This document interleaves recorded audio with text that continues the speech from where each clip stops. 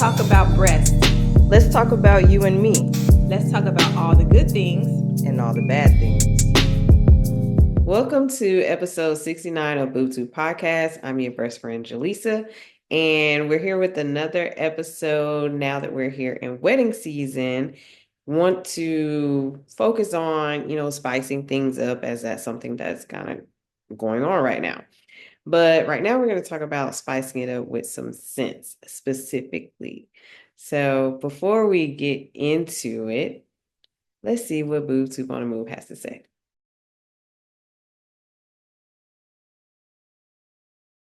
Have you ever tried a pheromone lotion for your breast? No. Okay. Would you? Sure. Okay. Do you know what pheromones are? Do I know what pheromones are? Poquito. You got the gist of it? Yes. Okay, that makes sense. Do you know what pheromones are? Yes. Okay. Do you know how to describe them? Yeah, so they're basically like I guess the chemicals that relate to, I guess, just like the human reproductive system. So they're the chemicals that make people, make you have a certain aroma or a certain scent that makes people feel more compatible or more drawn towards you in like a reproductive attraction kind of way, something like that. Good job, good job. Okay, so we did get a very good description of what pheromones are. And I know that that can be a tricky one where sometimes it's like you know what it is, but you don't really know how to explain it. So bravo to her for being able to do that. Okay, so let's dig right in. We're focusing on pheromones as we are talking about spicing things up. So let's just see what all pheromones have to do with the breast. So first, let's start off with the definition. Pheromones are a chemical substance produced and released into the environment by an animal, especially a mammal or an insect, affecting the behavior or physiology of others of its species. Now, we talk about pheromones so much, but one thing I didn't realize is that it's still up in the air as to if that is something that humans possess.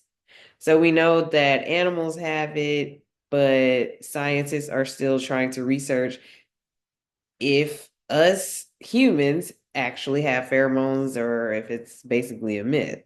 So where they're trying to see if we still utilize this method of nonverbal communication, which essentially a hidden communication, if you will. Do we still use this? Is it something that we possess? I mean, they say that we do, and I feel like we like to believe that we do, but apparently scientists are unsure about this. So, I mean, ultimately, believe what you're going to believe. But there's some research here just to help, I guess, help you formulate an opinion as to whether you believe that pheromones exist in humans or not. So it says that if they were found in humans, it is likely that every person would have them, so male and female, and that it would be primarily in our secretions. So these are things like urine, sweat, semen, breast milk, and other things of that nature. And they say that the strongest for women would come from auxiliary sweat. So we're going to be talking about the armpit sweat. That's where most of it would come from for women if they exist, I suppose. But if you do believe they exist, then that's where it's going to come from the most. So it tells us that, especially during lactation, that we can emit odors from our breasts through the pheromones. And though, well, not through the pheromones, but that those are considered pheromones. And they say that it can influence infant behavior and potentially attract male partners.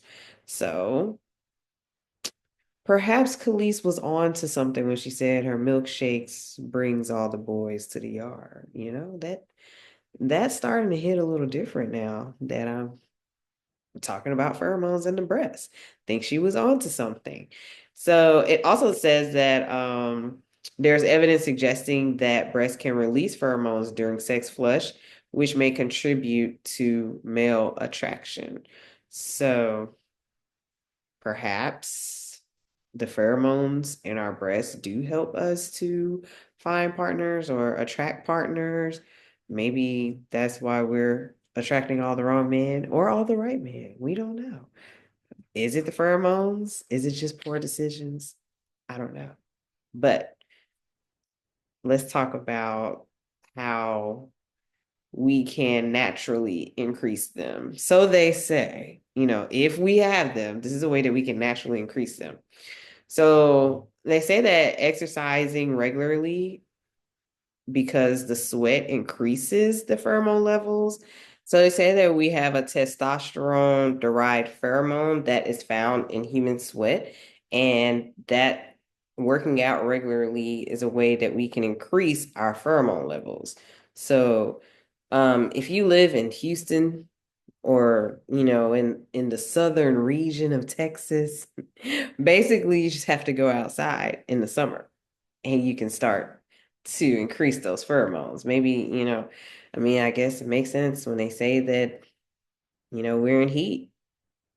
Like, we are in heat in many ways. And I understand how that can attract, because if our pheromones are increasing in that state because of the sweating, and we're in a region that's hot, then yeah. Or if your body's just in heat. I know that that's not what being in heat means literally. Um, but I'm saying literally we are in heat, but also when our bodies are going through heat, which is essentially ovulating and stuff, then it makes sense for dogs. And we know that the dogs definitely find the dogs that are in heat. So might be onto something. Another thing that is suggested to naturally increase your pheromone levels are getting plenty of sleep. So they say that a lack of sleep can cause a dip in pheromones because hormone levels become imbalanced. This study looks at how a lack of sleep can negatively impact arousal. Well, again, it doesn't sound far-fetched at all, because we need sleep to pretty much function.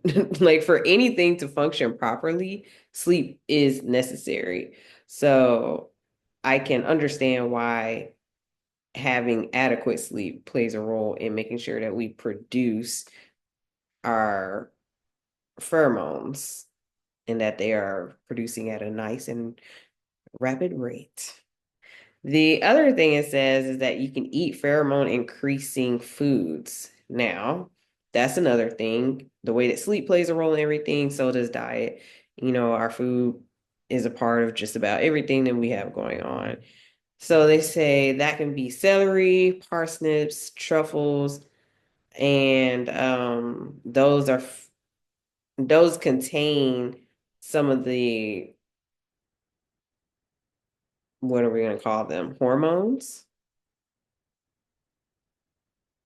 Because I don't know about pronouncing them. So they say those contain androstenone and androstenol. That wasn't so bad.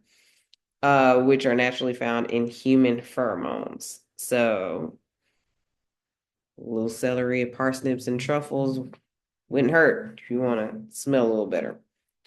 Attract a little more, if you will. And lastly, the thing that they say can help you increase your pheromones naturally is abstinence from sex and masturbation. They say that this increases pheromone levels by allowing your body to recharge its hormones. When you have an orgasm for some time, testosterone and estrogen levels increase, which affects the production of pheromones. So again, doesn't sound far-fetched at all. It's kind of like, what do they call it?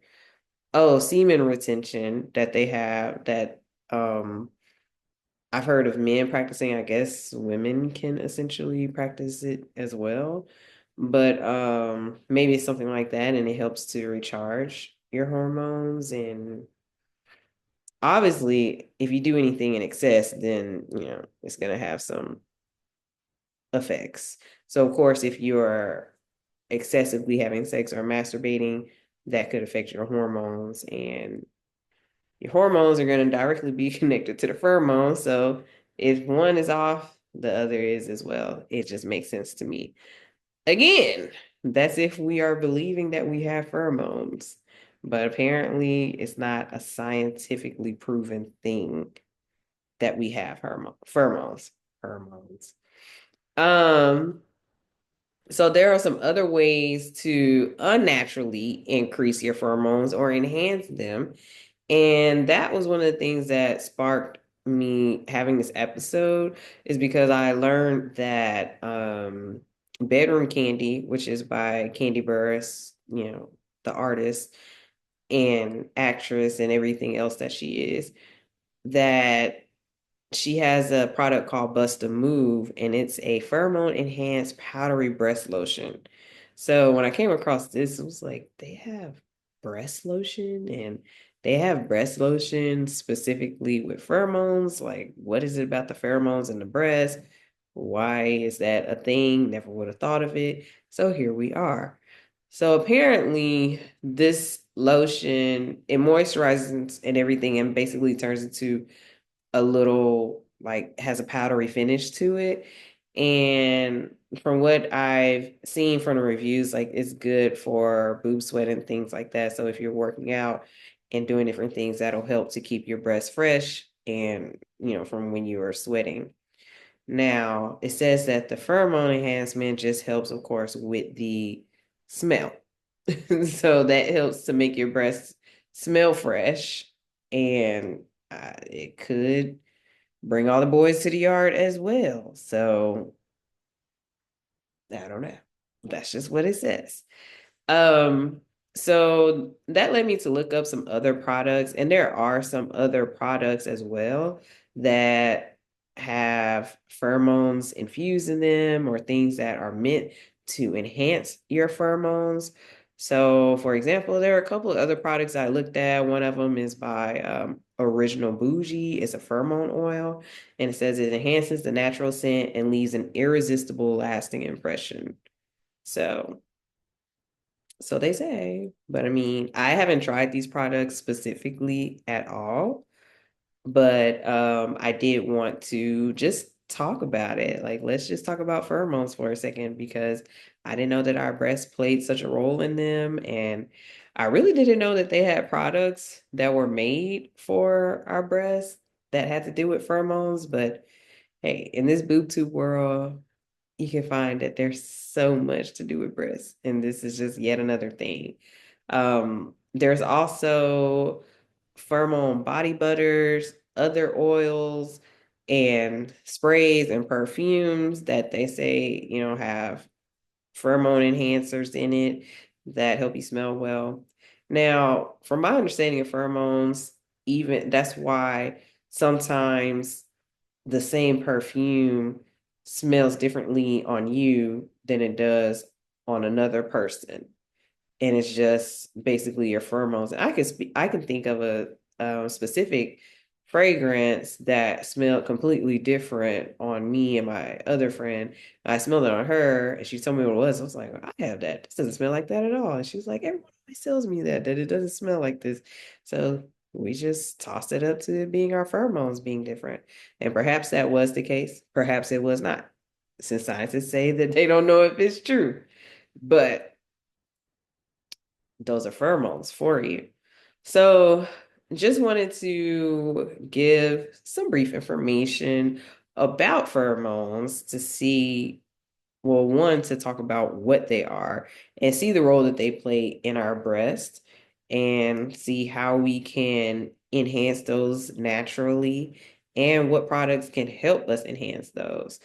Now, it does make sense if it's something that we secrete through breast milk and sweat. That does make sense, and especially through the breast milk.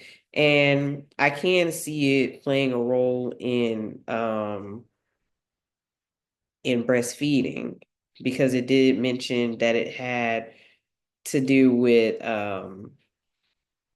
infants. Let's see what it said. Let me remind myself of what it said. Okay, so it said that during lactation, again, it emits odor cues that can be considered pheromones. And I read somewhere else that it also said that this could play a role in helping babies to know exactly who their mothers are, like a way to find their way to their moms and know that it's their mom. And we can't really ask a baby for that to be true, but there might be some research on that where they've seen if babies will go to lactating women that aren't their mothers versus their mothers. Obviously, we know that through lactation, there's a bond that's formed between mother and child. So I wouldn't put it past me that we would have pheromones that are emitted through the breastfeeding that play a role in anything with the child. Just the same way when I read about it, it made me think about how we basically, if a child is sick, like naturally the mother produces what it is that the child needs to not be sick through her lactation. So things of that nature. And, the body is a marvelous thing, and there's so many things that we don't even know about the body. So I can see that being a thing. I could see us emitting hormones for sure. I mean, pheromones. I keep saying hormones. I can see us emitting pheromones through our breast milk, and that there are some unwritten messages between mother and child that are all due to the pheromones or some other sort of signal. But it's definitely something that's like hidden communication, unwritten communication. So we can say that because, again, the body's going to communicate, and we're not there to decode it ourselves, but the body will do what it needs to do. So while scientists are not sure if pheromones exist, they say that the research is weak. Many people say that. It seems like there can be some truth to it, and believing in them wouldn't be the most bizarre thing. They cannot prove that there are not pheromones, and they cannot prove that there are. So it seems like ultimately you just have to choose what you want to believe in. And hey, they say believing is seeing. But then again, we can't see pheromones. So maybe that doesn't apply here. But you got what I was trying to say. So I hope that you enjoyed that little tidbit about pheromones and take that information and do with it as you please. Maybe it will spark conversation amongst you and your friends about pheromones if you think they exist. If you don't, let me know if you have any specific instances where you feel like pheromones are real or are not real, or maybe you've done your own research or something. So be sure to like, comment, subscribe. Definitely let me know if you have anything to add to that from the research that was mentioned, maybe some other products that you want to recommend that have to do with the pheromones or that enhance the pheromones that you've tried and you know that works, or maybe some other natural enhancers that you know of that you would love to share. Please do. So thanks again for tuning in to episode 69 of BoobTube, and stay tuned because in the next episode, we're going to take BoobTube on the move around the world, and we're going to do a little research, worldwide research. So be sure to tune in, and thanks again for joining. Adios.